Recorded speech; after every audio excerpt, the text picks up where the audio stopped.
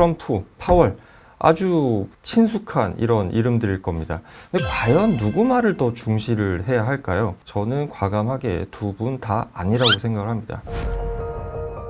네, 안녕하세요. 삼성물 리서치센터에서 금리와 채권을 분석하는 허태호 연구원입니다. 방송이 새롭게 개편이 되면서 제 방송의 제목이 바뀌었습니다. 채권과 금리, 앞자와 뒷자만 따서 체리 피커라고 지었는데요. 중요한 이슈만 뽑아서 잘 전달드리도록 하겠습니다. 이번 주 제목, 이번 방송의 제목이 좀 도발적이죠. 침체. 트럼프가 침체를 통해서 금리를 낮춘다. 조금 이상하게 들리실 수도 있습니다. 왜냐하면 침체는 항상 피해야 하는 것, 대통령이라 함은 나라의 경기를 좋게 해야 하는 것, 이런 것으로 당연하게 많이 생각을 하시지만 나름대로 침체를 통해서 금리를 내릴 만한 이유가 충분히 저는 있다라고 생각을 합니다. 왜 이렇게 생각하는지 한번 살펴보도록 하겠습니다. 최근에 그 언론을 장식하는, 특히나 이제 국내에도 서학개미들, 저희 회사를 통해서 해외 선물을 거래하신 분들도 마찬가지고, 해외의 트럼프, 그 다음에 파월, 아주 귀에 친숙한 이런 이름들일 겁니다. 근데 과연 누구 말을 더 중시를 해야 할까요? 도널드 트럼프 미국 대통령일까? 아니면 연준의 파월 의장일까? 저는 과감하게 두 분 다 아니라고 생각을 합니다. 제가 제일 주목하는 인물은 스캇 베센트 미국 재무부 장관입니다. 왜 이분을 주목을 할까요? 이분이 지금 경력을 보시면 일단은 유명하죠. 소로스 펀드, 그리고 런던의 그 헤드를 역임을 했고, 지금 월가에서 성과가 그렇게 좋지는 않았다라고 합니다. 하지만 헤지펀드를 운영했고, 이분이 지명 당시에 월가에서 상당히 호의적으로 굉장히 환호했던 인물임이 분명합니다. 왜 그러면 이분을 주목을 할까? 한번 지금의 구도를 한번 잠깐 살펴보겠습니다. 지금 우리가 이제 작년과 올해의 어떤 변화된 여건의 핵심은, 가장 중요한 인물은 트럼프겠죠. 네, 그걸 부정하는 건 아닙니다. 하지만 거시경제를 이끌고 가는 데는 두 개의 축이 있습니다. 정부와 어떤 재무부 장관, 대통령, 이 측의 재정정책이 있고요. 파월, 우리나라로 치면 이창용 하는 총재죠. 중앙은행의 통화정책이 있습니다. 그럼 작년과 올해 무엇이 바뀌었냐? 작년에 미국의 대통령은 바이든 대통령이었고, 그 다음에 재무장관은 옐런 재무장관이었고, 통화정책을 운영하는 이제 파월 의장이 있었습니다. 작년에 바이든 대통령, 대선을 준비하는 현직 대통령이었습니다. 바이든 대통령과 옐런 재무장관, 사실 옐런 재무장관의 존재감이 크지 않았어요. 바이든 대통령은 재선을 위해서 뛰는, 그러한 대선을 위한 재정정책을 펼치는 인물이었고, 그러한 토대 아래서 파월 의장이 물가에 중점을 두고 총화정책을 시행을 했습니다. 자, 이 틀에서 지금을 보면 좀 혼란스러울 수 있어요. 하지만 분명한 것은 재정정책이 바뀌었다는 겁니다. 그게 좋고 나쁨의 문제가 아니라 전환이 되었다는 것이죠. 그런데 아시다시피 일단 대선만 보면 바이든 정부처럼 과연 트럼프 정부가 어떤 재선을 위해서, 당장의 선거를 위해서 지금 미국 경기라든가 금융시장이 좋아하냐? 그렇지 않습니다. 일단 전환하는 상황 자체도 있지만, 재선을 준비하는 바이든 대통령과 정권 극초기에 선거가 최소한 1년 10개월 정도가 남은 트럼프 대통령의 정책은 상당히 다를 수밖에 없습니다. 이러한 재정정책이 어떻게 변화하느냐? 사람들은 관세라고 하는 이름 때문에 트럼프 말에 주목을 하지만, 사실 좀 노이즈가 많고 좀 변덕스럽게 보이기도 하죠. 그러한 내용들을 상당히 잘 정갈하게 정리해서 시장과 소통하고 있는 게 베센트 재무장관입니다. 그럼 여기서 왜 파월 의장은 별로 주목을 하지 않냐? 파월 의장은 재정정책이 현재 어떻게 바뀌는지, 그리고 그에 따른 영향이 어떠할지를 뒤로 물러나서 보고 있는 입장이죠. 작년처럼 어떤 적극적인 입장을 취하기에는 상당히 어려운 상황입니다. 때문에 베센트 재무장관의 스탠스라던가 발언을 지극히 주목할 필요가 있습니다. 그럼 이분이 최근에 어떤 발언을 했느냐? 아마 찾아보면 이보다 더 많은 최신 뉴스가 또 나올 겁니다. 그 보시면 인사청문회 당시에 통화정책 결정과 관련해서 FMC가 독립적이어야 한다.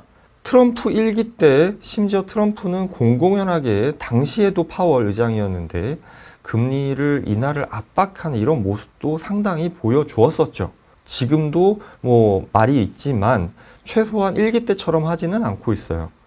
그리고 재무장관은 독립적이어야 한다는 말을 하고 있습니다. 왜냐? 월가 출신이고 금융시장의 속성을 잘 알고 있는 것이죠. 그 다음에 여기 중요한데요. 2월 초에 뭐라고 얘기했냐면 기준금리보다는 10년 금리에 초점을 두고 있다라고 이야기를 했습니다. 연준의 금리를 인하하라고 촉구하는 게 아니다. 기준금리가 아니라 시장금리에 중점을 두고 있다는 것이죠. 그리고 어떤 트럼프 정부의 정책을 보면 사실은 민영화, 기존의 재정 지출을 통해서 큰 정부가 이끌고 가던 이러한 패러다임을 지금 민영화로 바꾸려는 노력을 하고 있습니다.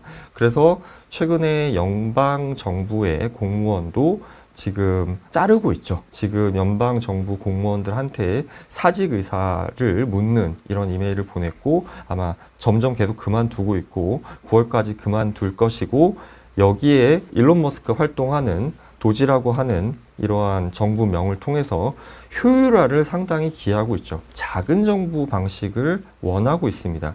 그리고 여기에 트럼프 정책에 따라서 10년물 금리가 자연스럽게 하락할 것이라고 하는 이야기를 하고 있습니다. 명확하게 연준을 통한 기준금리가 아니라 시장금리, 이것을 통해 어떤 전환기에 하락을 할 수도 있고 또 하락을 원한다라는 메시지를 분명하게 던져주고 있습니다.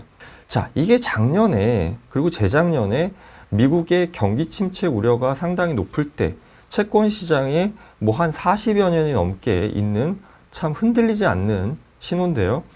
장단기 금리 역전, 즉 10년 금리가 2년 금리보다 낮은 이러한 역전 상황이 해소된 이후에 어김없이 미국의 경기 침체가 찾아왔었습니다.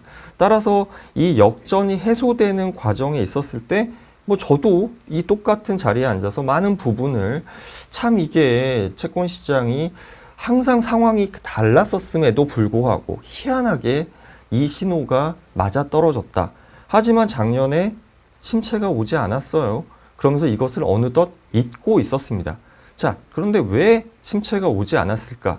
바이든 정부의 재선 국면이었기 때문입니다. 나빠지면 안 되는 것이죠. 재선에 불리하잖아요. 그렇기 때문에 재선에 불리하기 때문에 어떻게든 재정 지출을 많이 하고 그래서 미국의 경기가 좋게 유지됐던 상황. 하지만 지금 재정 정책의 전환기를 맞이했고 정부의 효율성, 미국의 빚 얘기 많이 하잖아요. 부채 감축을 하기 위한 연방정부 공무원을 자르는. 그래서 이 빚을 줄이려고 하는 노력을 지금 하고 있는 것입니다. 따라서 작년 9월 월 평균 기준으로 보면 작년 8월 기준으로 8월까지가 역전이었고 작년 9월부터 이 역전이 해소가 됐습니다. 그래서 현재는 미국의 10년 금리가 2년 금리보다 높죠. 자, 지금 3월이 역전이 해소된 지 7개월 차입니다. 과거에 보면 역전이 해소되고 나서 얼마 안 있다가 침체가 도래했죠. 트럼프는 이걸 강력하게 어찌 보면 원하고 있습니다. 자, 왜 그럴까요? 자, 첫 번째, 트럼프는 정치인입니다. 굉장히 정치라는 말을 요즘에 꺼내기가 사실 무섭기도 한데요. 정치인의 가장 중요한 목적은 뭐죠? 당선입니다.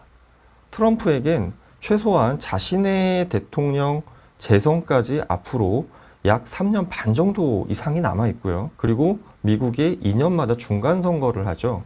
그게 26년 11월 초에 예정이 되어 있습니다. 따라서 정치인 트럼프에게는 이 정권 초기에 사실 크게 정책에 부담이 없습니다. 그렇기 때문에 침체를 설령 맞이한다고 해서 트럼프가 실질적으로 입을 피해는 사실 그렇게 없는 것이죠.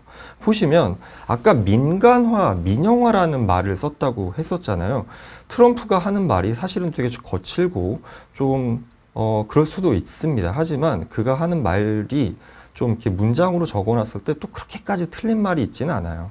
지금 보시면 지금 이 옅은 파란색이 미국의 민간 부문의 이제 고용 증가수입니다. 물론 단위는 많이 틀립니다. 지금 여기 140이라고 하는 게 1억 4천만이에요.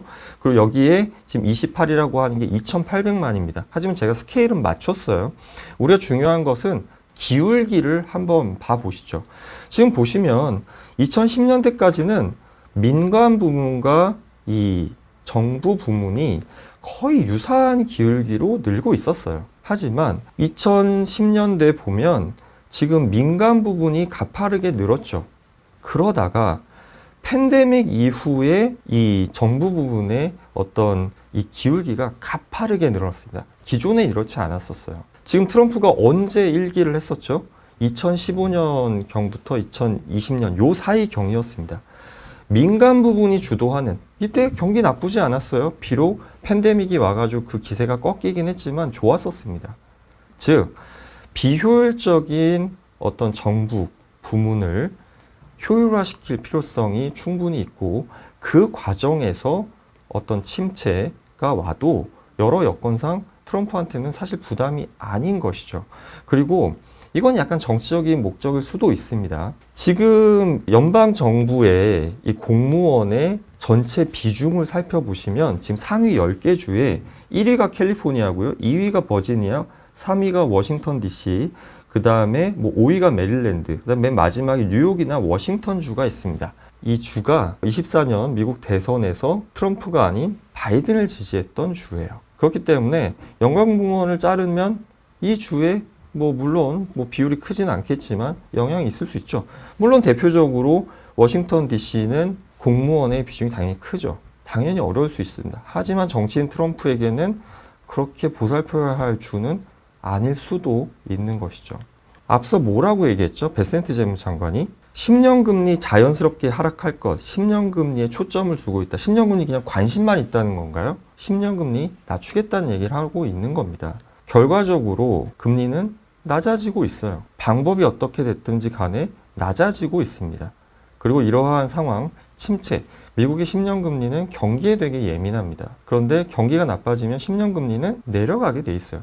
그리고 그러한 과정을 건전한 구조조정이라고 따라서 어제 많이 회자가 됐죠. 트럼프는 이러한 과정에서의 침체를 어느 정도 용인할 의지를 가지고 있습니다. 왜 그러냐? 트럼프에게는 시간이 많이 남아있다고 되게 정치적인 메시지를 볼 수도 있지만 반면에 연준에겐 지금 어마어마한 정책 여력이 있습니다. 따라서 트럼프가 이 두 가지 정책 여력이 많은 시기와 수단이 있는 상황에서 침체를 굳이 마다할 필요는 없는 것이죠. 그리고 심지어 금리가 따라서 내려가 주고 있습니다. 아까 제가 통화정책을 관장하는 파월 의장이 지금 뒤로 물러나 있다고 했습니다. 하지만 실업이 늘어나고 만약에 경기 침체가 조금 더 두드러진다면 파월 의장이 언제까지나 물러날 수 있을까요? 결국은 끌려 나오게 되어 있습니다. 그래서 시장은 지금 이달은 아니지만 이달 다음 회의인 5월 FOMC에서는 기준금리를 원래는 별로 인하하지 않을 거라고 봤어요. 인하하지 못할 것이라고. 하지만 현재는 50% 이상으로 인하 기대를 갖기 시작했습니다. 왜냐? 지금 만약에 연방공무원을 이렇게 자르면 물론 전체적인 숫자가 크진 않지만 경제는 일정 부분 심리이기 때문에 직접적으로 뭔가 해고를 하고 구조조정이 가능하는 과정에서 마찰적 실업이 발생할 수 있어요. 그러면 5월 FOMC까지 지금 3월 실업률이 4.1%로 지난달보다 높아졌습니다. 4월 달에 더 높아질 수 있고요. 5월 달에 더 높아질 수 있어요. 실업률이 올라갈 때, 즉 미국의 경기가 좋지 않을 때 연준은 여기에 대응을 해야 합니다. 따라서 연준이 결과적으로 금리를 인하하라고 말로써 얘기하진 않았지만 연준이 나서서 행동해야 할 여건을 조성하고 있다고 볼 수 있는 것이죠. 따라서 올해 12월 FOMC까지 과연 올해 몇 번이나 금리를 인하할 수 있을까에 대한 기대 역시 지금 올해 2월 달에 물가 지표 조금 반등하고 트럼프가 뭔가 굉장히 기대를 주고 금융시장이 호조를 보일 때 올해 내내 동결하는 거 아니야? 일부는 올해 인상하는 거 아니야? 라고 했지만 현재는 올해 3회 이상의 기준금리 인하를 기대를 하고 있습니다. 결과적으로 미국 10년 금리는 결과적으로 내려가고 있어요. 목표했기 때문이죠. 그리고 그것을 용인하겠다는 자세입니다. 따라서 장단기 금리 차는 다시 확대되고 있죠. 이걸 이제 채권 시장에서는 커브가 가팔라진다. 그래서 스티프닝이라는 용어를 쓰고 있는데요. 10년 금리가 내려가고 있지만 이보다 2년 금리가 내려가는 폭이 더 가팔라진 것이죠. 따라서 이 둘 간의 차이가 지금 벌어지고 있는 상황, 이렇게 보시면 되겠고, 이게 지금 앞서 얘기한 베센트 재무장관이 10년 금리 주목하겠다, 연준의 금리 인하라는 얘기하는 거 아니다, 목표에 부합하는 경로를 가고 있다 라고 보시면 되겠습니다. 자, 그러면 금융시장, 주식시장 어떤 영향을 받을까요? 이거는 이제 저만의 개인적으로 저도 재미삼아 보는 기술적 분석입니다. 지금 2009년 금융위기가 있던 시절로부터 지금 한 15년 간을 크게 살펴보면 결국은 미국 증시가 우상향하는 것은 맞지만 지금 3번의 사이클이 있었던 것 같습니다. 금융위기 이후에 약 10여 년간의 굉장히 오랜 상승 랠리, 그리고 팬데믹 때 조정이 있었죠. 그때 조정이 한 38% 조정이 있었고요. 그 다음에 미국의 적극적인 통화와 재정정책이 역할을 하면서 올랐던 랠리가 50%의 조정을 겪었습니다. 그리고 또 랠리를 펼쳤죠. 재정정책 덕분에, 앞에가 통화정책 덕분이었다면 뒤에는 재정정책 덕분에 랠리를 펼쳤죠. 그게 지금 어렴풋 23.6%까지 와 있는 것 같습니다. 그럼 이제 시간을 조금 더 주간으로 쪼개서 보면, 길게 보면 아마도 다음 타겟은 1차가 38.2%, 2차가 50%인 4,830까지는 열려 있다라고 생각이 듭니다.